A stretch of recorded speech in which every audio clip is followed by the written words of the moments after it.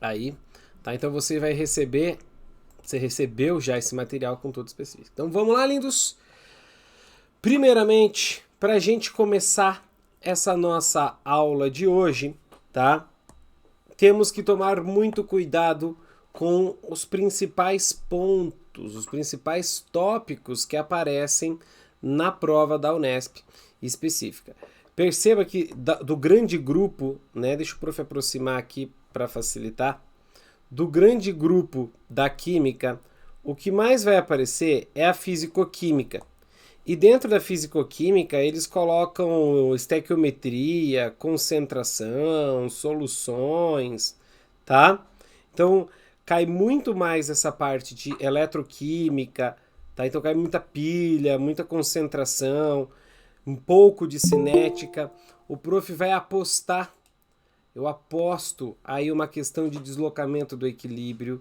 Então, fique atento numa questão de deslocamento do equilíbrio nessa prova, tá? Fique atento com questões que vão trazer aí soluções, aquela parte de concentração. Porque nos últimos 2 anos, a prova da Unesp ela mudou um pouquinho o perfil. Ela ficou com um perfil um pouco mais interdisciplinar, podemos dizer, um perfil mais misturado. Então vai ter uma questão de química que pode puxar um pouquinho para biologia, tá? Mas com gráfico, com interpretação de texto, vai estar muito normal. Deu uma pegada mais Unicamp assim na prova deles. Mas no texto as perguntas continuam muito química mesmo, tá? Então, uma prova para vocês aí já se prepararem, o prof vai apostar no equilíbrio químico. Outras questões que aparecem bastante, ó, cálculo estequiométrico, balanceamento de reações, tá, galera? Balanceamento de reações é muito comum e as funções orgânicas. Eu poderia dar, se você bem sincero assim, ó, poderia falar para você o seguinte, lindos e lindas, vão tranquilo para essa prova. Façam essa prova com tranquilidade, façam essa prova com calma, leia os exercícios com atenção. Aquele exercício que você acha que vai se atrapalhar, pula. Vai fazendo aqueles que você se sente mais seguro, faz aquela questão que você se sente melhor. Como não dá para a gente revisar toda a química, né? Não tem como a gente revisar toda a química em horas, né? Aqui, hora, talvez uma hora e pouquinho, que vai ser a nossa aula, o prof selecionou aí algumas questões para a gente revisar, algumas apostas que o prof faz para essa prova aí. Eu tô me sentindo o próprio pai de Ná, né? O próprio mãe de Ná aí, porque estou com uma frequência de acertos muito grande nas provas de vestibular que estão acontecendo. Então, vamos ver se eu consigo aí acertar as questões que você encontrará. Eu trouxe questões, lindos, para a gente resolver questões da prova da Unesp. Eu trouxe questões da prova da Unesp. Por que eu trouxe questões da prova deles? Para a gente ver o perfil, tá?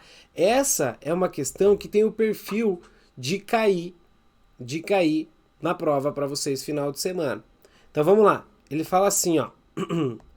A melatonina, tá aqui a massa molar dela, é um hormônio produzido pela glândula pineal, conhecido como hormônio da escuridão, hormônio do sono.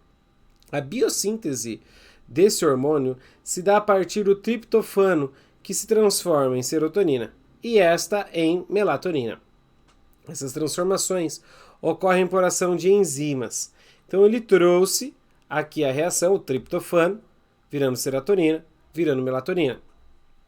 A produção diária da melatonina no organismo humano tem um ritmo sincronizado com o ciclo de iluminação ambiental, característico do dia e da noite, de modo que o pico de produção ocorre durante a noite. O gráfico ilustra a concentração de melatonina no plasma em diferentes horários do dia e da noite.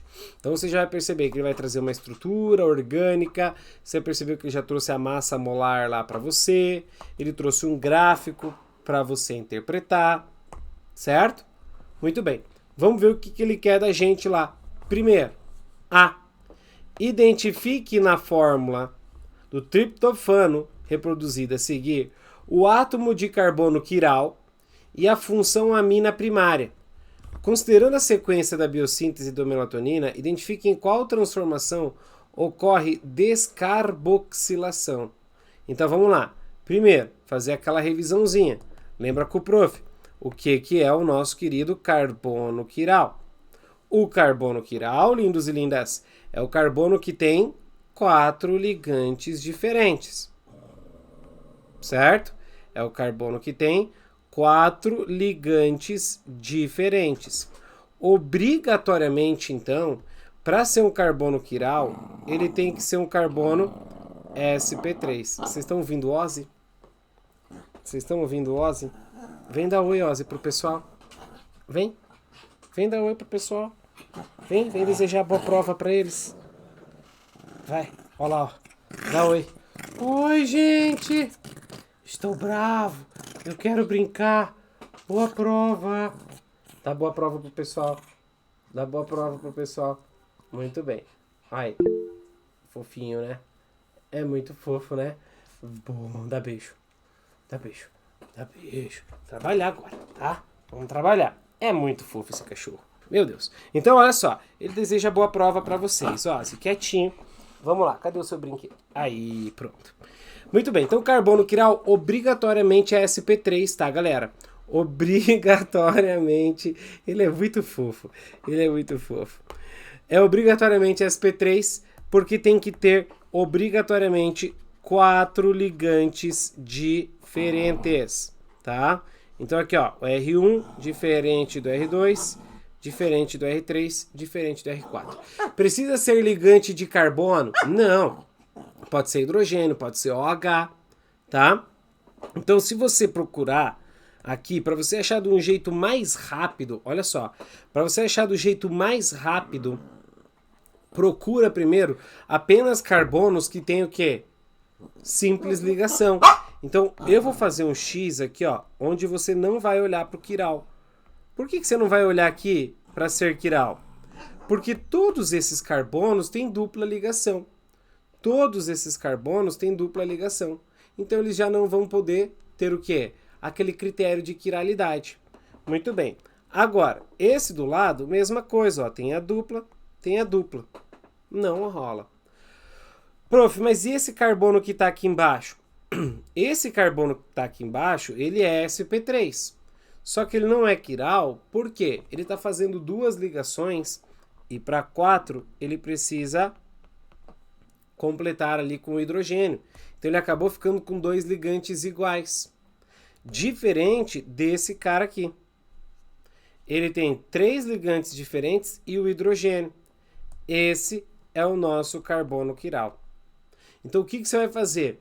Ele quer que você identifique na fórmula o triptofano e a função amina primária. O carbono quiral e a função amina primária. Como que você vai botar isso na prova para ele lá? Então deixa eu só apagar aqui a explicação. Tá? Você pode fazer o seguinte, circular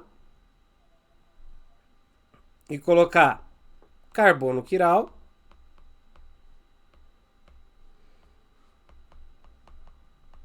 certo? Porque ele quer que você indique na fórmula. Essa fórmula está lá no gabarito para você. E aqui, ó, a função que amina primária. Amina primária. Por que é uma amina primária mesmo, lindos? Lembra, a amina primária é aquela que tem no nitrogênio apenas um carbono ligado. A amina secundária é aquela que tem 2 carbonos. E a amina terciária é aquela que tem 3 carbonos ligados no nitrogênio. Show? Tudo bem? Então, lembra disso. Amina primária, secundária, terciária. Não tem amina quaternária porque o nosso nitrogênio só vai fazer aí 3 ligações. Existe um ânion de amina quaternária, que é um caso muito especial se você tiver um carbono perdendo elétron e ganhando o parzinho de elétron do nitrogênio. Mas é muito raro, eu acho pouco provável. Então você tem que indicar. Aí ele coloca, considerando a sequência de biossíntese da melatonina, identifique em qual transformação ocorre descarboxilação. Galera, o que é isso? Descarboxilação. Lembra quem é a carboxila? Carboxila. A carboxila é o C-O-H. Parece uma galinha. Então, descarboxilar é tirar a C-O-H. Isso é descarboxilar.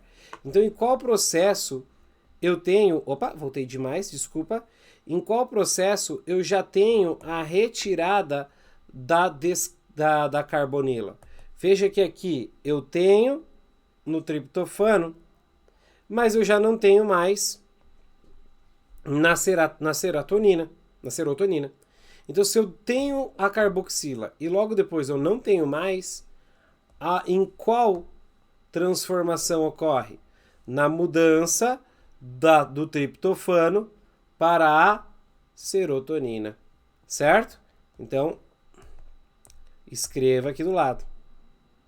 A descarboxilação ocorrerá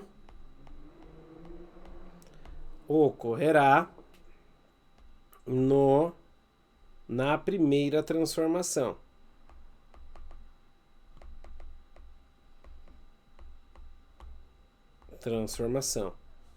Do triptofano em serotonina.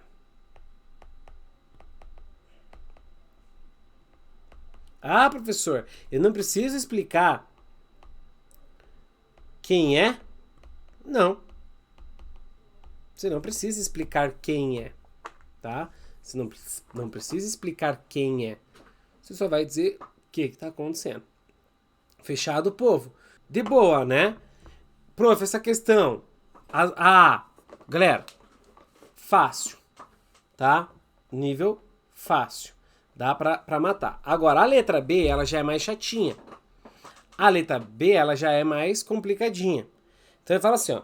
Considerando o gráfico e sabendo que 1 picograma é 10 a menos 12 grama, calcule a quantidade em mol e o número de moléculas de melatonina presente em cada ml. Quando ele fala em cada ml, você, meu pichuco,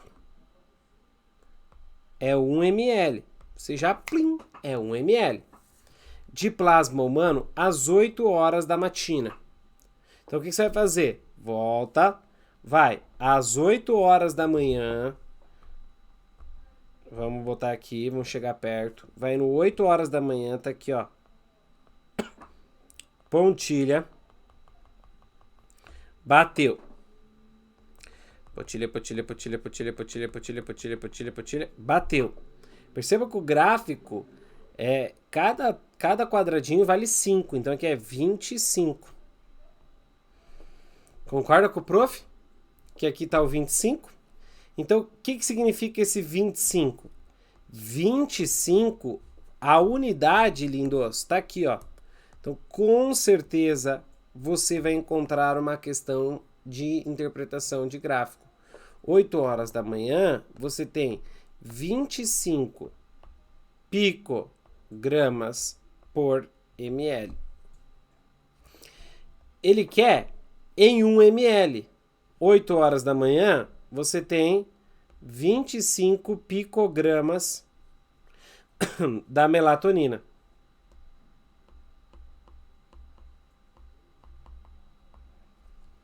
Show? Só que ele não quer massa, ele quer mol e o número de moléculas. Então, como ele falou duas perguntas, seria interessante a hora que você for fazer o gabarito, colocar assim, ó, primeiro, encontrar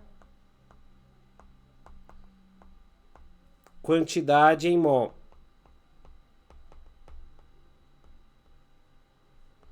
Tem espaço para você fazer isso lá. Primeiro eu vou encontrar a quantidade em mol. 1 mol da melatonina tem uma massa, que ele deu lá no enunciado. É a nossa massa molar, 232.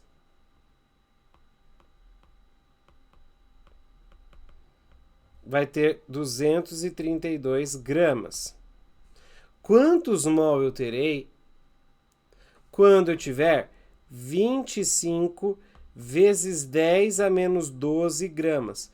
Você tem que deixar, lindinhos, você tem que deixar na mesma unidade a hora que você for montar a nossa regra de 3. Show? Faz a matemática.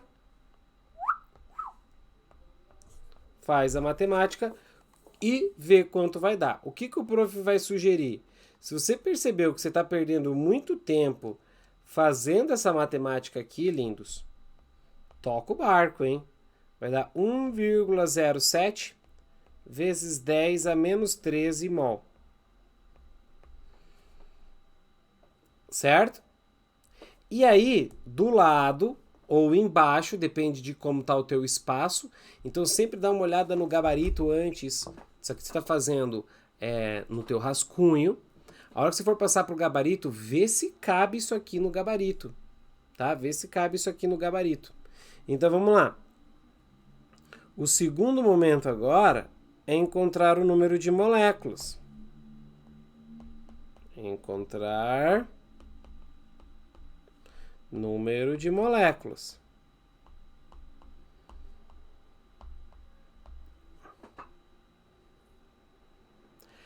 Verdade. O prof viajou. Dessa vez vai ser objetiva. Verdade. Já tava viajei. Nossa, viajei total, lindos. Não sei por que eu lembrei da prova da Unifesp. Nossa, viajei total. Dessa vez ela é de marcar X, tá? Então, procura no gabarito já qual que tá 1,0710 a menos 3. Beleza? Agora, galera, o mol, lembra que equivale a 6 vezes 10 a 23. Ele não deu o valor da constante. Se a prova é objetiva, provavelmente ele vai dar o valor da constante. Moléculas. Certo? Então, bora lá. Fazendo a regrinha de 3, quando eu tiver 1,7 vezes 10 a menos 13 mol, eu vou ter X. Y. Só para mudar. Mudei até a cor. Prof, por que tu usou o 1,7? 1,07 mol. Porque eu acho mais fácil, lindos. Se você quiser fazer com a massa, também dá. Beleza? Também dá. Então vai ficar 6 vezes 10 a 23 vezes 1,07 expoente 13 negativo. 6,42 vezes 10 a décima moléculas. Nossa, viajeizão agora. Tudo bem, povo? Então, cuidado, por favor, com esse esquema. Show. Galera, então, cuidado. Carbono quiral, tá? Lembrando que o carbono quiral vai ser importante para a isomeria ótica.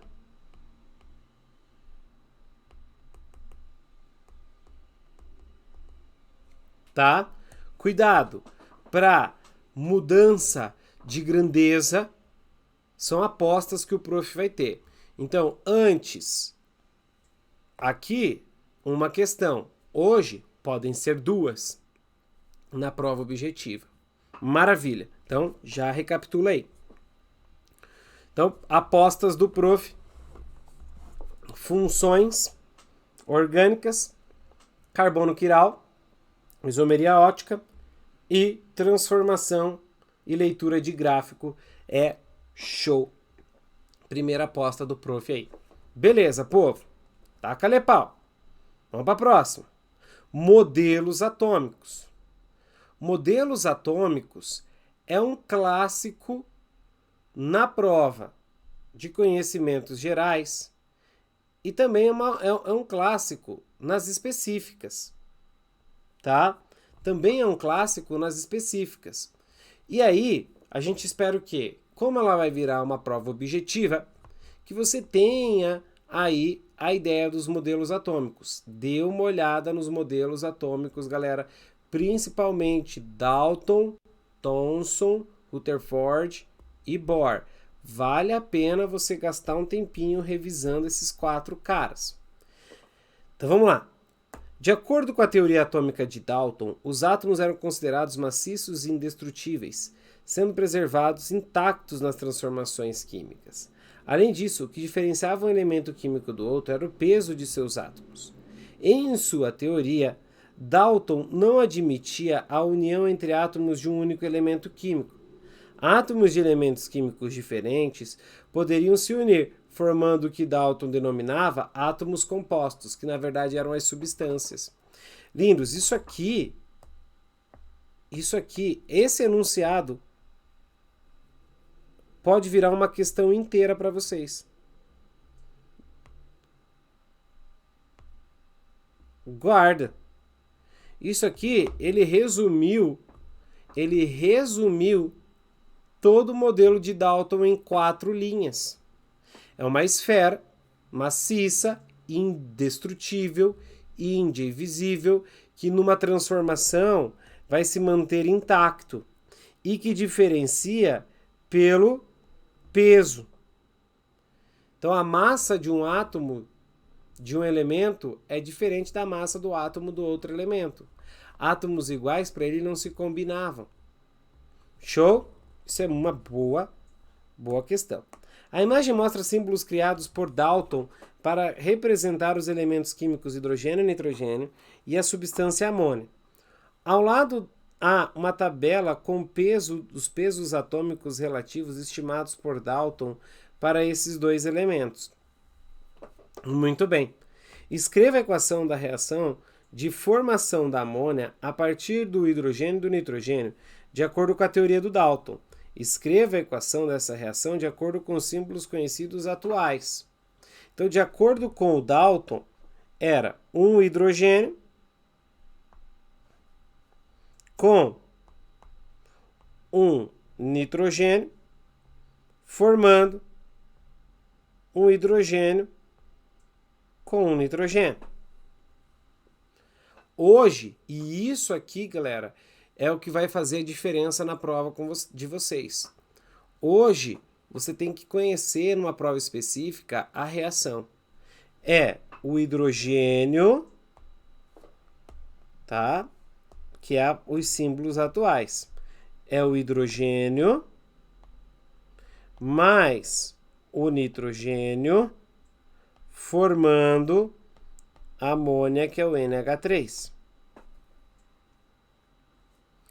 Coloque um 2 aqui, um 3 aqui para fechar o balanceamento. Certo? O que ele vai fazer com essa reação? Essa reação é a síntese da amônia.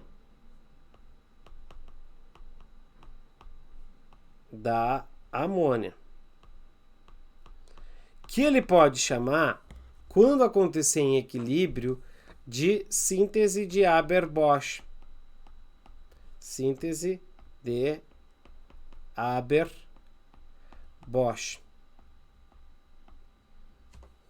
Acho que tem um C aqui. SCH. Tá? Síntese de Haber-Bosch, que é a reação de síntese da amônia. Então, é muito provável que se ele vai numa específica objetiva aparecer na prova, tá? Uma questão, eu falo, síntese de Haber-Bosch, blá, blá, blá, blá, blá, blá, blá, blá, blá. A chance de você ter que lembrar quem é muito grande. Então, já guarda qual é a síntese aí pra gente. Beleza? Sempre balanceada. Sempre confere aí o balanceamento. Boa. B. Calcule a razão entre os pesos de nitrogênio e hidrogênio na amônia, tal como considerada por Dalton, e compare esse resultado com a razão entre as massas desses elementos na molécula tal qual conhecemos hoje. Admitindo como correta a razão calculada com base nos conhecimentos atuais, indique a diferença percentual aproximada entre as duas razões calculadas. Então, vamos lá. Ele quer a razão entre os pesos do nitrogênio e do hidrogênio. Então, 4,2 a cada um na época do Dalton. Certo? Vai dar 4,2. E hoje?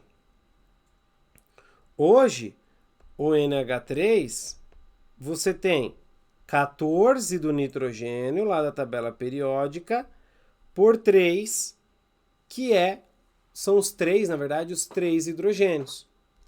Certo? Quanto que vai dar isso? 4,66.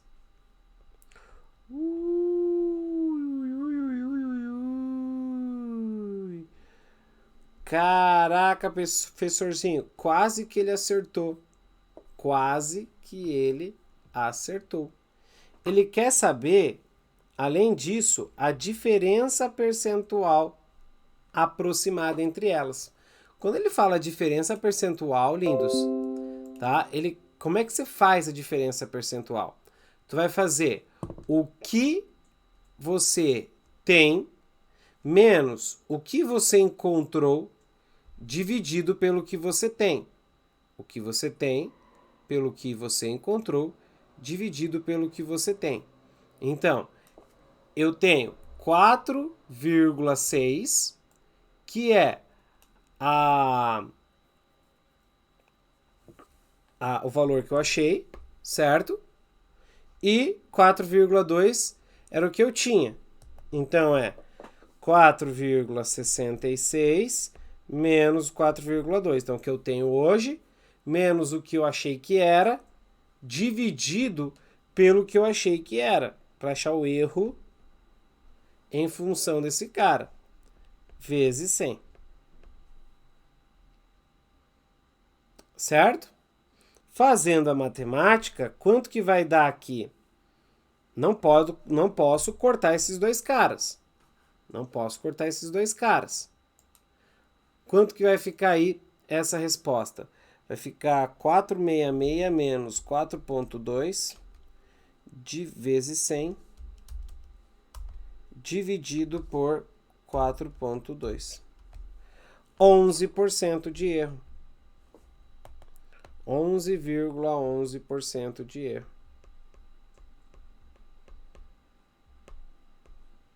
Certo? Prof, isso pode cair cobrando numa questão objetiva, prof? Não sei, prof. Pode aparecer. Olha, galera, não é de se estranhar, tá? Não é de se estranhar, porque a prova ela vem bem interdisciplinar para vocês. Então pode ter uma questão, isso aqui é matemática. Então ele pode querer fazer essa pegada mais interdisciplinar aí, tá? Cobrando você conhecer esses diferença percentual, esses cálculos. Tudo bem? Muito boa essa questão, hein? Então lembra dos modelos atômicos. Revise ainda, dá tempo de você dar uma revisada nos modelos atômicos. A chance de você encontrar uma questão na prova da Unesp de modelos atômicos é gigante. Perfeito. Então, segunda aposta do prof. Primeira aposta, carbono quiral, né, isomeria ótica, funções, orgânica de forma geral e modelos atômicos. Boa, show! Vamos lá, questão de número 4, mais uma questão envolvendo orgânica, envolvendo concentração. Envolvendo orgânica, envolvendo concentração. Nas que o prof selecionou no material de vocês, tem mais algumas apostas que o prof trouxe. Então vamos lá. De acordo com a instrução normativa, deixa eu só jogar um pouquinho para o lado. Aqui. Aí. Número 6, de abril de 2012, do Ministério da Agricultura, Pecuária e Abastecimento, o produto denominado fermentado acético de álcool, conhecido como vinagre de álcool, deve ser obtido pela fermentação acética da mistura hidroalcoólica originada exclusivamente do álcool etílico potável de origem agrícola. Esse vinagre deve ter no mínimo 4 gramas de ácido acético por 100 ml e no máximo 1% volume de álcool etílico a 20 graus Celsius, certo? 1% volume. O que significa 1% volume? 1 ml de álcool para 100 de vinagre.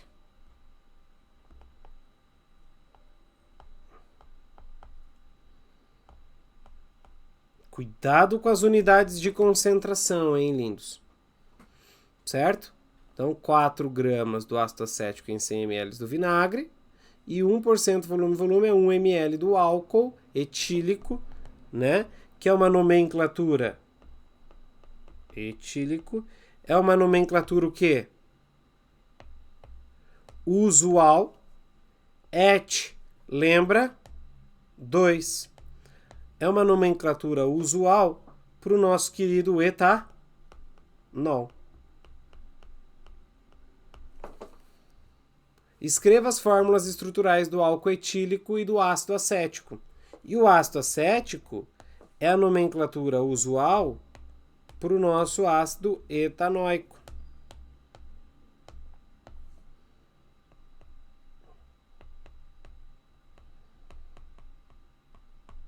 Numa prova específica, ele quer que você saiba isso. Escreva as fórmulas estruturais do álcool etílico e do ácido acético. Estrutural. Ele não disse em que. Em bastão. Ele não disse em qual grafia. Então, faça aquela que você se sentir melhor. Tá? Tá aqui, ó.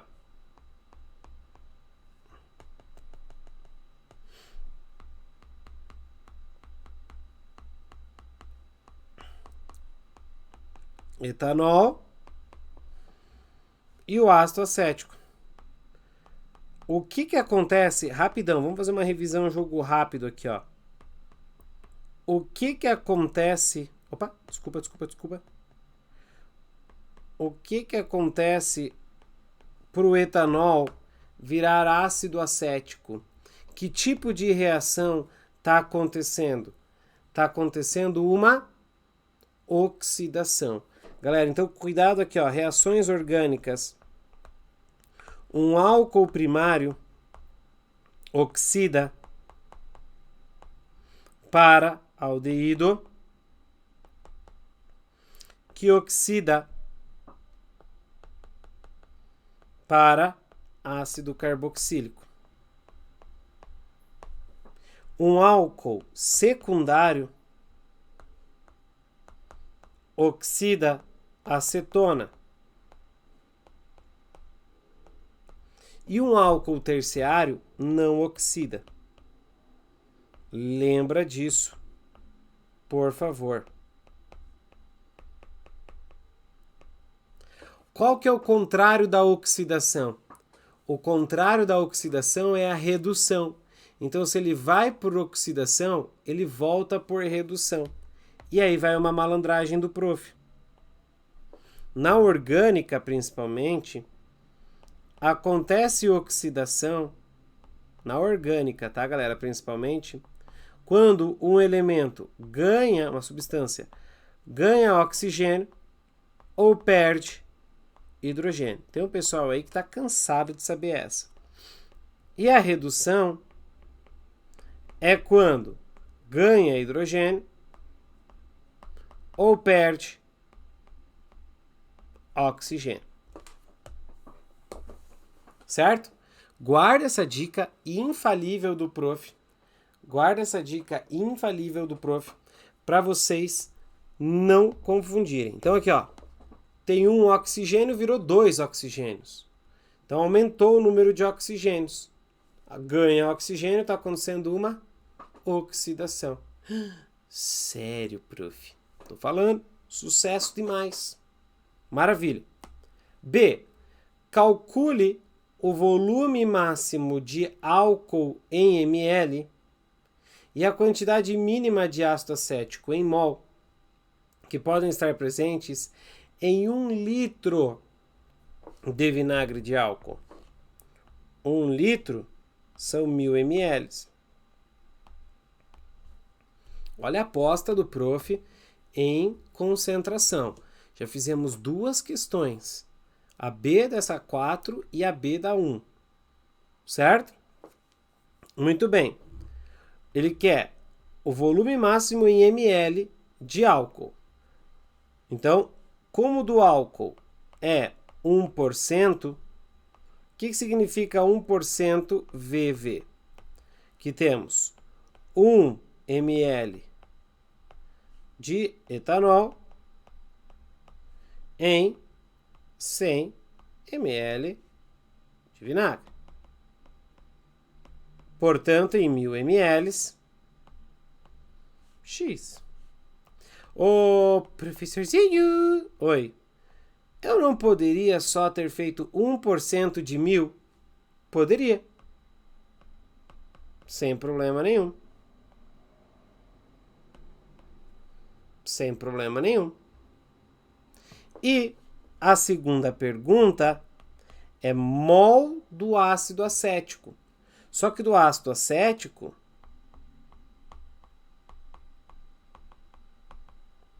ele falou 4 gramas em 100 ml. Ele quer em 1000 ml. X. Isso vai dar 40 gramas. Povo, ele não quer grama, ele quer mol. Como é que transforma de grama para mol? De grama para mol, você vai usar a massa molar. Por isso que ele te deu aqui os dados, ó. A massa molar. Então, bora lá. Ui, não vai caber. Não!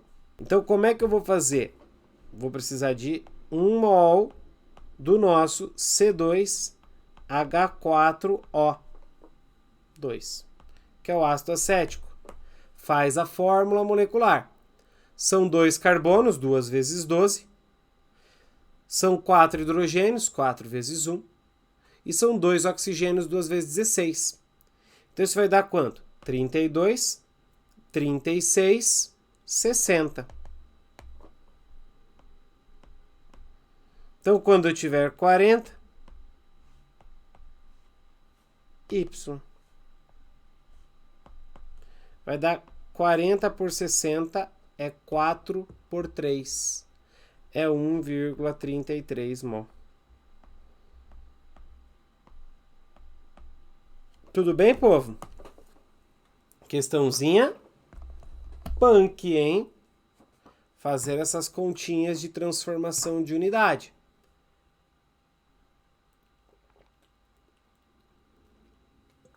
Grandes chances de você encontrar mudança de unidade de concentração aí na brincadeira. Vamos lá. 9. Outra aposta do teacher. Termoquímica. Questão 9. Outra aposta do prof. Termoquímica. Pode pôr aí. Pode guardar no seu coraçãozinho que é uma grande chance. E assim, a gente está numa prova específica. Ele provavelmente, galera, vai dar o mesmo exercício com alternativa para você. A mesma questão com alternativa para você. Então vamos lá, ele fala assim, ó. Ácido fluorídrico, importante matéria-prima para obtenção de diversos compostos fluorados, pode ser preparado pela reação. Deu a reação. Considere os dados. Aí ele deu várias reações e vários ΔH. Beleza. A partir das apresentadas na tabela e utilizando a lei de Hess, calcule o ΔH da reação de preparação do HF a partir de 1 mol do fluoreto de cálcio e informe se ela é endotérmica ou exotérmica. Assim, na específica, ele te obriga a usar lei de Hess. Mas, na de conhecimentos, numa objetiva, numa de marcar X, aí você tem que estar esperto. Olha para cá. Tudo isso aqui, vê se você concorda com o prof. Não está formando aqui, ó, 1 mol de HF usando substância simples. Não está formando 1 mol de CaF2 a partir de substância simples. Está formando 1 mol de CaSO4 a partir de substâncias simples. Está formando 1 mol de H2SO4 a partir de substâncias simples.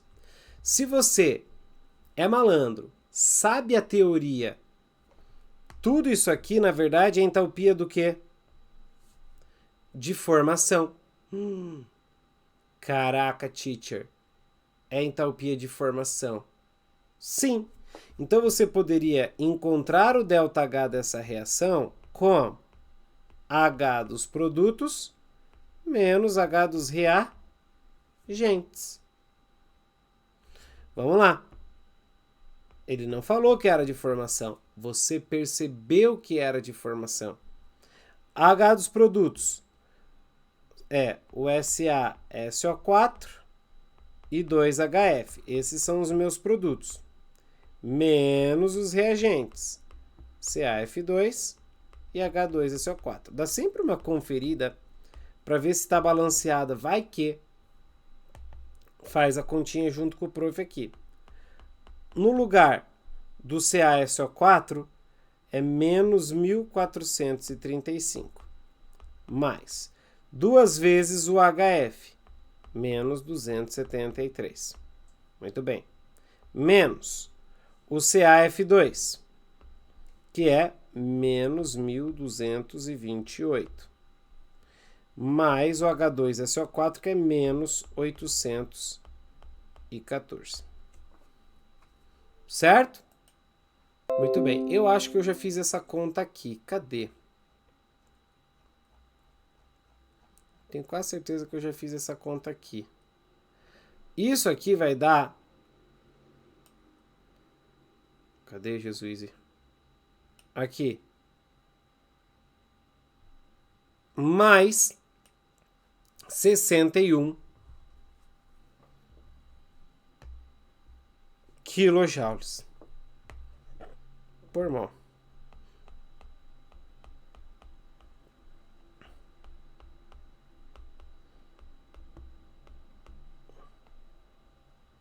Se o ΔH deu positivo, a reação é uma reação o que, lindos? Endotérmica ou exotérmica? Endotérmica ou exotérmica? Endotérmica. Perfeito. Ah, professor. Mas eu não percebi, prof, eu não percebi que era entalpia de formação, prof. Eu não percebi que era entalpia de formação. Mas vi que ele queria o ΔH de uma reação e vi que tinha várias reações aqui. Eu sei que quando isso acontece, eu posso resolver por lei de Hess. Então, se você quiser resolver por lei de Hess, tudo bem. Então aqui. Por ΔH de formação e por lei de Hess. Só que você tem que estar atento. Lei de Hess é analisar reação substância por substância. Então, por exemplo, CaF2 antes da flecha. Aqui está depois. O que tu vai fazer? Inverte. Copia ela invertida.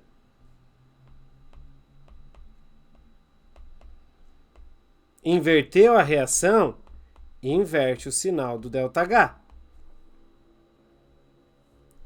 Olha o tempo que você vai gastar. H2SO4 tá aqui, tá na direita, mas eu preciso dele na esquerda. O que eu vou fazer? Inverte. Inverteu a reação, inverte o ΔH.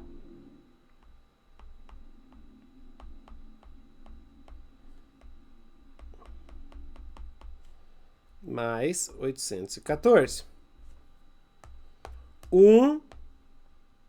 Sulfato de cálcio.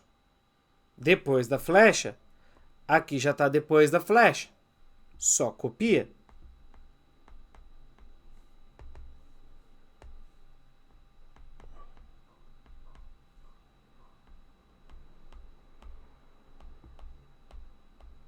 Copia o ΔH. Olha a trabalheira. E por último, o 2HF, depois da flecha. Aqui já está depois da flecha, só que vezes 1. Então o que eu faço? Multiplica por 2. Vai ficar H2, F2, 2HF. Multipliquei a reação por 2, multiplico o ΔH por 2. O que eu faço para ter certeza que eu fiz certo? Encontra a global. Soma tudo. O que você tiver de igual de lados opostos, corta. Então eu vou cortar H2 com H2, Ca com Ca, F2 com F2, S com S, 2O2 com 2O2. O que sobrou antes da flecha? CaF2, H2SO4 e depois da flecha 2HF, CaSO4. Sobrou a mesma coisa. O nosso ΔH vai ser a soma de todos os ΔHs. Vai dar o mesmo mais 61 kJ. Formal. Tá? Então, na prova, lei de Hess. Vai cair lei de Hess para você fazer. Sempre dá para fazer pela formação? Não. Aqui só deu para fazer pela formação porque todos os valores que ele me deu são de formação. Senão, teria que fazer por lei de Hess. Então, a aposta do prof é uma questãozinha de lei de Hess para vocês lá. Ou interpretar o nosso gráfico. Ele quer que você represente aqui o gráfico da preparação do HF. É endotérmico. Se é endotérmico, lindos, o que tu tem que lembrar? Que o produto tem mais energia que o reagente.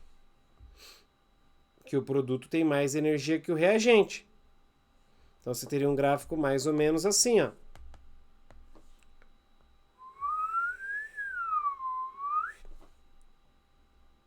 E essa medida aqui vale quanto? Mais 61.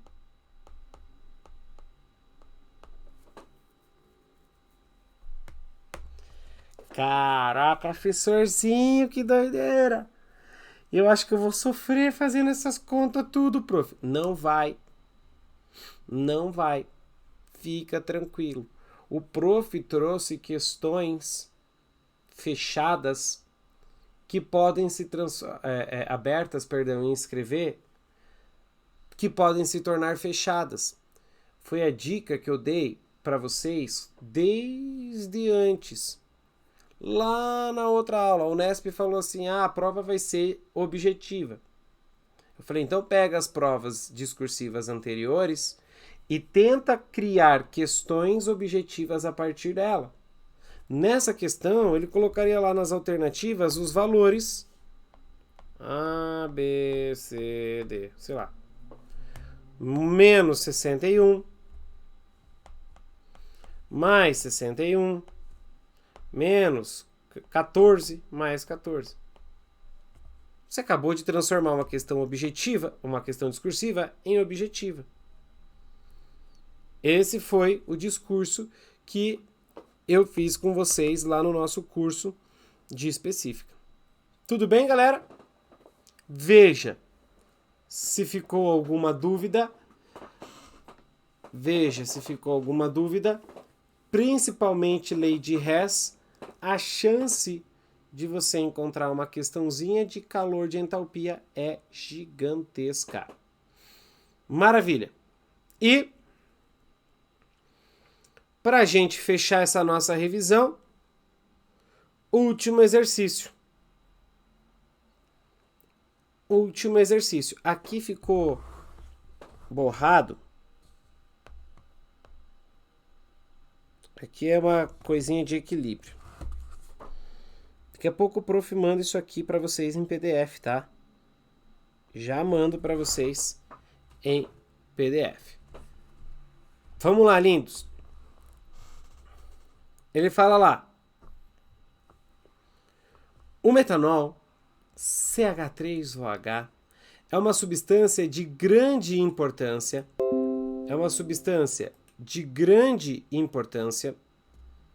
Para a indústria química com matéria-prima e como solvente. Esse álcool é obtido industrialmente pela reação entre os gases CO e H2, conforme a equação. Beleza. Já sabemos que se trata de uma reação exotérmica. Como ela está em equilíbrio, galera? Você é malandro, você é um pituquinho. Se para a direita é exo, para a esquerda é o quê? Uma vez pituquinho, sempre pituquinho. Uma vez pituquinho, sempre pituquinho. Essa é a malandragem. Endo. É endo. Se para a direita é exo, para a esquerda é endo. Ai, mas é sempre endo para a esquerda? Não. Pode ser endo na direita e exo na esquerda. Tudo vai depender do sinal do ΔH. Muito bem. Por exemplo, essa reação, nós vimos, ela era endotérmica para a direita. Se ela ocorrer no sentido oposto, ela seria exo na esquerda. Beleza? Tá. Para realizar essa reação, os gases reagentes misturados na proporção estequiométrica, em presença de um catalisador, geralmente prata ou cobre, são comprimidos a 306 atm e aquecido a 300 graus Celsius. Nessas condições, o equilíbrio apresenta um rendimento de 60% no sentido da formação do metanol. Beleza. Povo, rapidão. Quando eu coloco um catalisador, tá? O catalisador, o que ele faz? Vou mudar aqui a página rapidinho, só para a gente discutir o catalisador. O catalisador, povo, guarde no seu coração. Ele é uma substância química que vai diminuir a energia de ativação e, consequentemente, vai elevar a velocidade da reação. Vai aumentar a velocidade da reação. Certo? Mas como que ele faz isso? Ele faz isso mudando o caminho. Muda o caminho reacional. Ele muda o mecanismo reacional. Ele faz a reação acontecer por um caminho mais curto. Esse cara, ele entra, faz o que tem que fazer e sai. Ele não é consumido. Ele não é consumido. Certo? Ele entra, faz o que tem que fazer, sai. Ele não altera a entalpia. não altera o ΔH. O ΔH continua o mesmo. Ele não muda o rendimento. E isso está diretamente relacionado com não altera o equilíbrio. Por que ele não altera o equilíbrio? Porque ele acelera as reações direta e inversa.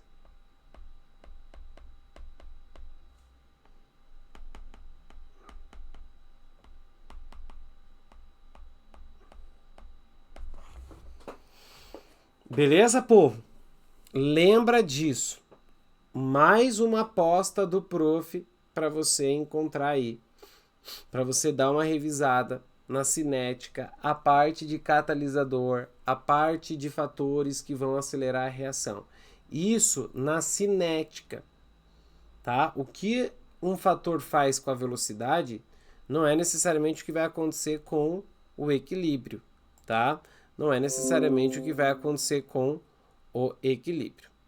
Muito bem, vamos ver o que ele quer da gente nessa questão de equilíbrio, que também acho que é uma boa questão para aparecer transformada aí em específica. Ele fala assim, ó, escreva a expressão do Kp desse equilíbrio e explique o papel do catalisador na reação entre os gases CO e H2. Qual que é o papel do catalisador? Diminuir a energia de ativação. Diminuir a energia de ativação. Pronto, acabou. Certo? Pronto, acabou. Então, como é que fica o Kp? Lembra? Se é Kp, lindos, é pressão. Pressão só vale quem for gasoso. Não vale sólido, não vale líquido, não vale aquoso. Produto pelo reagente. Pressão do produto dividido pela pressão parcial dos reagentes, elevado a seus coeficientes. Esse 2 aqui é esse 2 aqui. Professor, eu duvido que tenha uma questão que ele vai pedir qual é a expressão da constante. Ele pode pedir duas coisas. Tal e tal. Pode ser. Muito bem, vamos lá. Com base no princípio de Le Chatelier, justifique a importância da compressão desses gases para a produção do metanol e explique o que aconteceria com o rendimento do equilíbrio no sentido da formação do metanol caso a reação ocorresse a temperaturas superiores a 300. Tá, então vamos lá. Lembra o que é o princípio de Le Chatelier? Se eu tiver um sistema em equilíbrio e eu perturbar esse sistema em equilíbrio, esse sistema desloca no sentido a minimizar essa perturbação e restabelecer um novo estado de equilíbrio. Certo? Por que compressão dos gases para a produção do metanol? Como que a pressão influencia? Quando você aumenta a pressão, o equilíbrio desloca para o sentido de menor volume de gás. Então, se você tem uma reação CO gasoso mais 2H2 gasoso em equilíbrio com CH3OH gasoso, qual é o lado que tem menor volume de gás? É aquele que tem o menor número de moléculas gasosas. Antes da flecha, eu tenho 1 com 2, 3 volumes de gás. Depois da flecha, eu só tenho um volume de gás. Então, ao aumentar a pressão, eu vou favorecer, eu vou aumentar o rendimento dessa reação. Aí, prof, mas sempre que eu aumento a pressão, vai para a direita? Não. Não. Sempre que eu aumento a pressão, vai para o lado de menor volume de gás. Nesse caso, para a direita. Certo?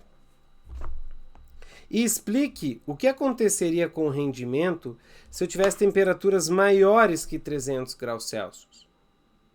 O que acontece? Quando eu aumento a temperatura, o equilíbrio desloca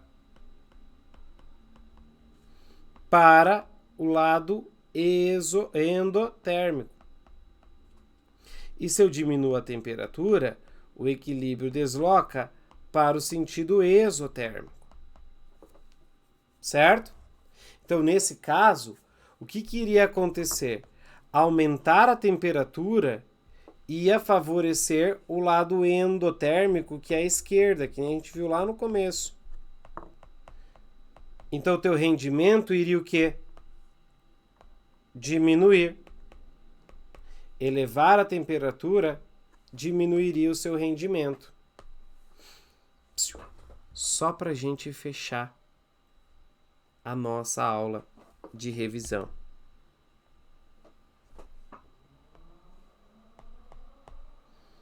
A temperatura muda.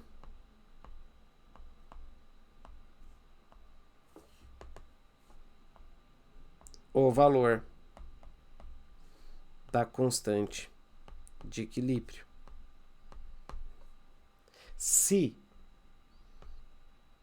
a temperatura e a constante de equilíbrio variam diretamente proporcional, aumenta a temperatura, aumenta a constante. A nossa reação direta, tá? A nossa reação direta é endotérmica. Se eu tenho temperatura e inversamente proporcional à constante de equilíbrio, a minha reação direta é exotérmica. Lindos e lindas, a aposta do prof está aqui. Dê uma olhada em deslocamento do equilíbrio, por favor, por favorzinho. Show? Vocês têm mais algumas horas, né? Vocês têm algumas horas até a prova de vocês. Então, qualquer dúvida que você tenha, manda para o prof, tá aqui para ajudar. A prova tem que fazer com calma, tranquilidade, que nem eu falei lá no começo da aula, tá? Faça com calma, com tranquilidade, você vai conseguir sim detonar essa prova. Boa prova, meus lindos, destrua essa prova, tá? Fique bem e espero ter contribuído de alguma maneira com vocês aí com essa aula, beleza? Obrigado, lindos!